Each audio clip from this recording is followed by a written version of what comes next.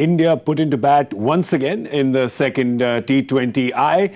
And the technical term for what has happened so far is, bhai sab thodi si problem ho gayi hai.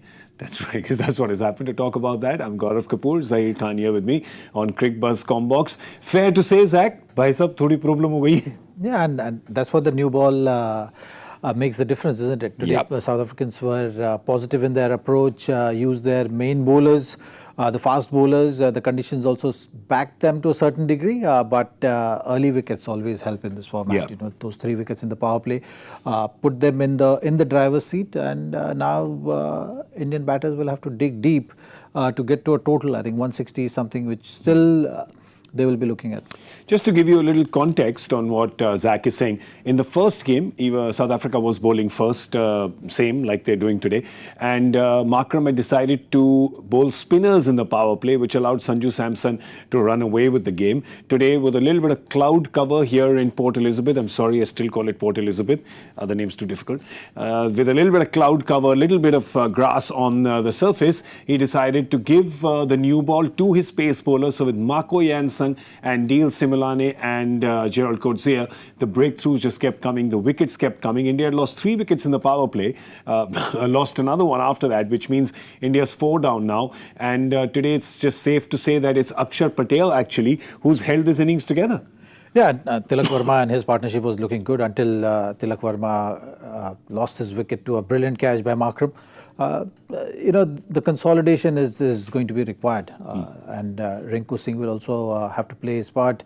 And this partnership of Hardik and Axar has to be a decent one. If they have to still look at that 160 plus, you know, you want these 2 batters to really consolidate. What I like about both these Guju boys is the fact that they have both the gears. You know that Axar and Hardik both are very capable of hitting big, but they're also very capable of hitting smart, and that's what you need from this partnership right now. Well, when you've used your fast bowlers up front, you know, this middle phase is going to be spin bowling. Yeah. And that's something which both these batters will be thinking about. 60 runs at the halfway mark, 10 runs per over is something, you know, which they'll have to think about. Maybe 5 overs at the back end, they'll have to go really hard. So this next 3-4 overs, they'll be taking a bit of cautious approach, but still looking to keep the tempo up. Yeah, it's tricky because once this partnership breaks, then there's only Rinku, and then the bowlers come in, because that's the kind of setup that India is playing with. You're playing with 7 batters, and after that you've got, you know, Arshdeep can tonk the ball maybe a little bit, but that's the end of your proper batters. So Hardik and Axar will have to ensure that they carry on till at least the 15th or 16th over, and then just leave Rinku to go berserk in the end, and whoever's with him on the other side, Hardik or Axar. The bowlers for South Africa, they've had a good day today, a much better day than they had on Friday. That goes without saying when you look at that. You had Marco Jansen, Gerald Coetzee and Dale Similane, all have bowled 2 overs each. And the wickets, well, Markram has got a wicket. The last wicket to fall, that was Tilak Verma, was taken by Aiden Markram.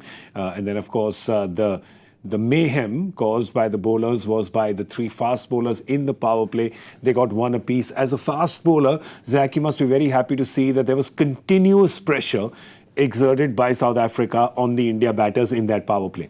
Yeah, they were up for the fight. They were positive in their approach. They were thinking wickets. And once you get wickets, it becomes that much easier for you to control the game. And that's what happened today.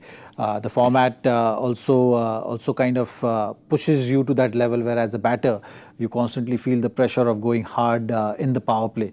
So that worked in South Africa's favor today. It's really worked for them. At this point in time, you would peg them ahead. But wait a second. I mean, there's still a lot of game left here, especially, as I said, with the 2 smart Gujaratis at the crease. You know that this game is really far from over.